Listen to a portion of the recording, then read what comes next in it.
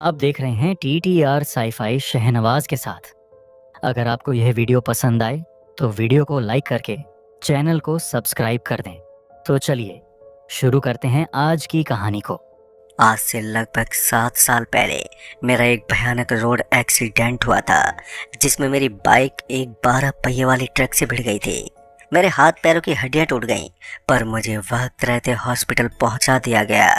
जब तक मैं होश में रहा तब तक मुझे अपने आप को देखकर यकीन हो गया था कि मैं अब नहीं बचूंगा, और हुआ भी ऐसा ही। उसी रात मेरी आंखें हमेशा के लिए बंद हो गईं, पर यह मेरा अंत नहीं था। अचानक ही मेरी दिल की धड़कनों ने धड़कना शुरू कर दिया, और दिल के धड़कते मुझे जोरदार झटका लगा, और उस झटके के साथ ही मेरी आंख खुल गई। आंखों के खुलते ही सबसे पहले जिसे मैंने देखा वो मेरे पिताजी थे, जो अपने दोनों हाथ जोड़े अपना सर झुकाए मेरे ठीक सामने खड़े थे। फिर जब मैंने आसपास नज़र घुमाकर देखा तो कुछ और लोग मुझे अपने इर्द गिर्द बैठे हुए नजर आए, जो बहुत ही अजीब दिख रहे थे। फिर जब मैंने एक नज़र अपने पर डाली तो मैंने देखा कि मेरा पूरा बदन लाल कीचड़ से सना हुआ है।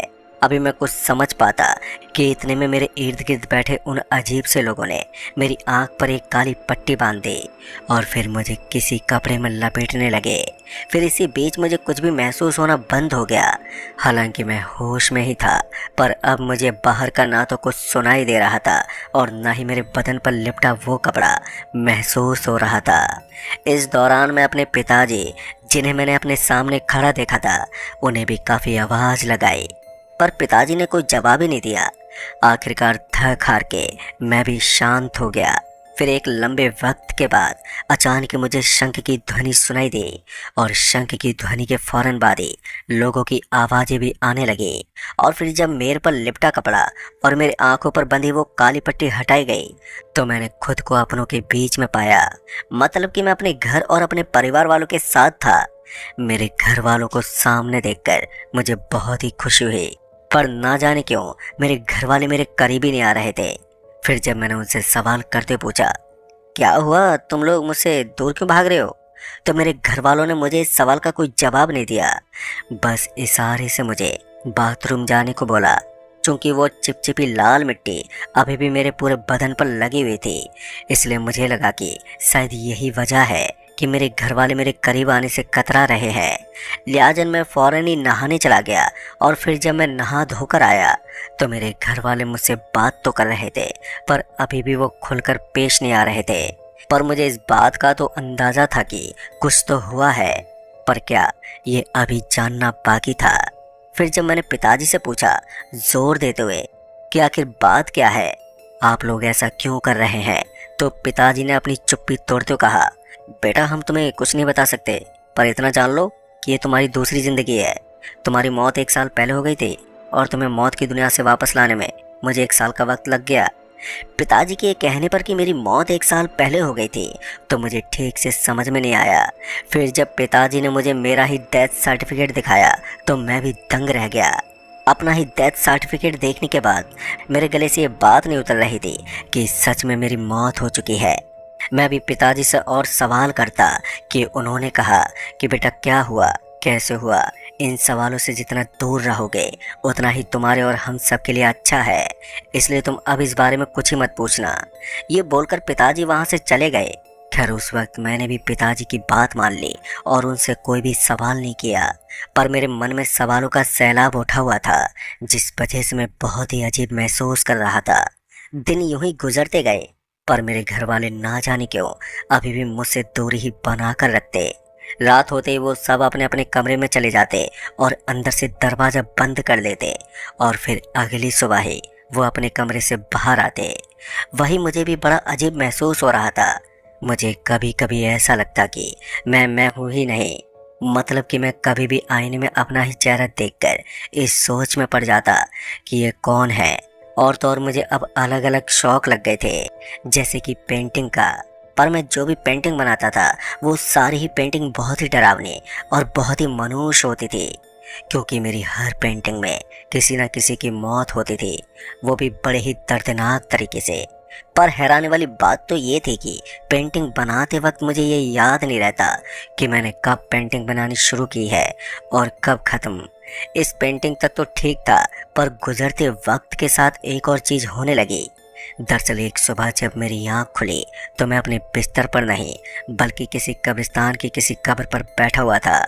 अपने आप को कब्र पर बैठा हुआ देखकर मैं चीखते हुए उस कब्र से उठा और भागा, और गिरते बजरते जब मैं उस कब्रिस्तान से बाहर निकला तब जाकर के मेरा दिल काबू में आया। फिर और जब मैंने आसपास देखा तो सामने एक बस स्टॉप दिखा जहां कुछ लोग मौजूद थे। मैं फौरन ही भाग के उनके पास गया और जब मैंने उनसे पूछा कि ये कौन सी जगह है तो उन्होंने बताया कि यह हसरंगाबाद है। आज से पहले मैंने कभी भी इस जगह के बारे में नहीं सुना था।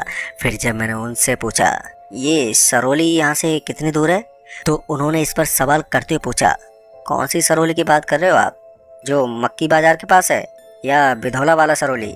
बिधौला का नाम सुनते ही मैंने कहा हाँ हाँ, बिधौला वाला ही सरौली, मैं उसी की बात कर रहा हूँ। मेरे ये कहते उन्होंने कहा वो तो तकरीबन 350 किलोमीटर दूर है यहाँ से। सरौली के लिए तो खामियाने से बस मिलेगी या फिर ढोज की रेलवे स्टेशन से 7 बजे वाली पुरवैया एक्सप्रेस से भी जा सकते हो। दोस्तों, ये जानने के बाद मैं ढोज की पहुंचा और वापसी की ट्रेन ले ली। पर घर लौटते ही मेरा मन काफ़ी अशांत था, क्योंकि ये कोई साधारण बात नहीं थी कि मैं अपने घर से 350 किलोमीटर दूर आ गया और मुझे ये भी याद नहीं है कि मैं कब और कैसे उस कब्रिस्तान में पहुंच गया। हालांकि उस वक्त मेरे पास इन सवालों का जवाब तो नहीं था, पर मुझे ये पता था कि पिताजी को ज़रूर मालूम होगा। बहरहाल जब मैं घर पहुंचा तब तक सूरज ढल चुका था और घर का दरवाज़ा बंद हो चुका था। जैसा कि मुझे पहले से अंदाज़ा था कि मेरे घर वाले अब मेरे लिए दरवाज़ा नहीं खोलेंगे, ठीक मेरे अंदाजे के मुताबिक मेरे दरवाज़ा खटखटाने पर और आवाज़ लगाने के बाद भी किसी ने दरवाज़ा नहीं खोला। वहीं जब मैं दरवाज़ा पीटते पीटते थक गया तो मैं वहीं आंखों में आंसू लिए बैठ गया। अब एक और जहां मुझे अपने साथ हो रही अजीब घटनाओं ने हैरत में डाला हुआ था, तो वहीं दूसरी ओर मुझे अपने घर वालों के ऐसे रूखे व्यवहार से दर्द हो रहा था। खैर, बहते हुए आंसुओं के साथ रात गहराती गई और मेरी आंखों को भी भारीपन महसूस होने लगा।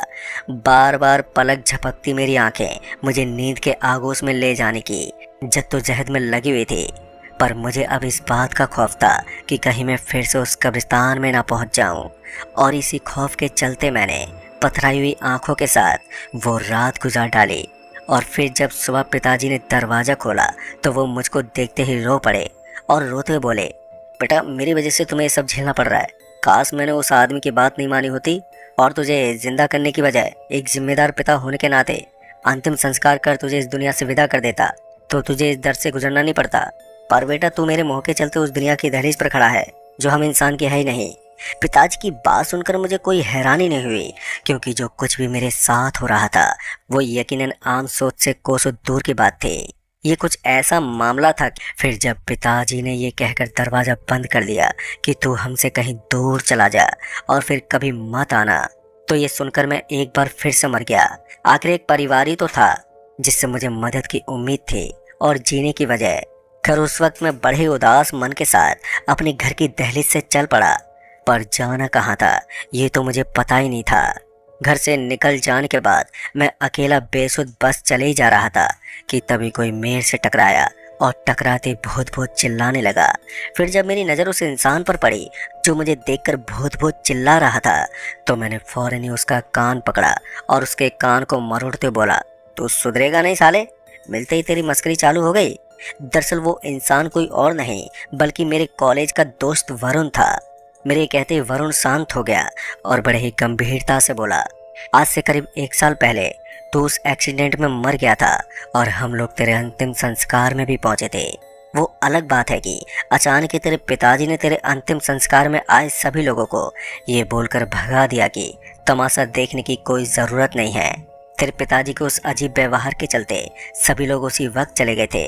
मुझे तो अभी भी यकीन नहीं हो रहा है कि तू सच में जिंदा है। वरुण की पूरी बात सुनने के बाद ये तो साफ हो गया था कि मैं सच में मर गया था।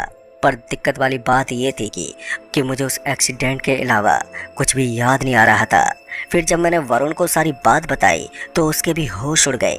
पर उसे मेरी हर उस बात पर यकीन था जिस पर कोई दूसरा इंसान मरते दम तक नहीं करता। आखिर वरुण ने मुझे मरा हुआ भी देखा था और अब जिंदा भी देख रहा है, जो कि एक अचंभव से कम नहीं है। खैर, सारी बात बतलाने के बाद वरुण ने मुझे अपने साथ चलने को बोला। उस वक्त मुझे भी कुछ समझ में नहीं आ रहा था कि कहाँ जाऊं कहाँ नहीं, लिहाजा मैं वरुण के साथ चलने को तैयार हो गया। अभी मैं वरुण के साथ उसके घर ही जा रहा था कि तभी वरुण की नज़र एक बुरखे वाली औरत पर पड़ी और उस औरत पर नज़र पड़ते ही वरुण ने चीखते हुए जोर से बोला, यार याद आया, जब मैं तेरे अंतिम संस्कार में पहुंचा था तो मैंने तेरे पिताजी को एक बुरखे वाली के सामने अकेले में हाथ जोड़ते हुए गिड़गिड़ाते हुए देखा था, पर वो बुरखा काले रंग का नहीं बल्कि नीला था। वरुण के एक कहने के बाद मैं इस सोच में पड़ गया कि आखिर वो नीले बुरखे वाली कौन थे और पिताजी उससे क्या बात कर रहे थे। अब मेरे सामने एक ये नया सवाल खड़ा हो गया था। बढ़ते सवालों में उलझा हुआ मैं वरुण के साथ उसके घर पहुंचा और खाना पीना करने के बाद एक कोने में बैठ गया। वरुण भी किसी काम के चलते चला गया और वहीं पर बैठे बैठे मेरी आंखें फिर से भारी होने लगी। मैं सोना तो नहीं चाहता था, पर शायद अब ये मेरे बस में नहीं था, इसलिए कब मेरी आंख लग गई मुझे पता ही नहीं चला। और फिर जब मेरी आंख खुली तो फिर से वही हुआ जिसका मुझे डर था।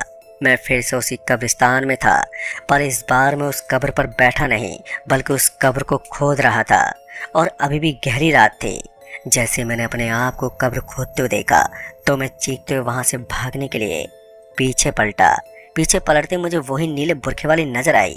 अभी मैं कुछ समझ पाता कि उस नीले बुरखे वाली ने बोला, मर जाओ।